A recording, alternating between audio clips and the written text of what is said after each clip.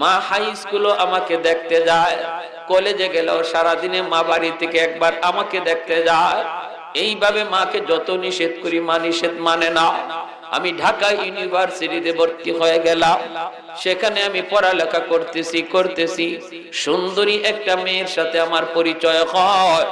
এই সুন্দরী মেয়ের সাথে পরিচয় হয়, এ ছিল আমার একজন শিক্ষকের মেয়ে।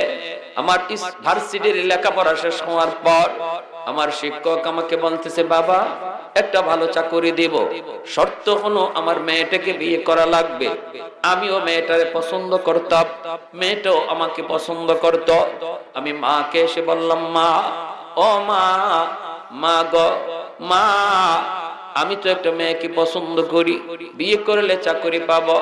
কিন্তু মা বলতেছে, বাবারে বাবা, ধনীর মেয়ে গরিবের ঘরে আইনো না, ধনীর সন্তান গরিবের ঘরে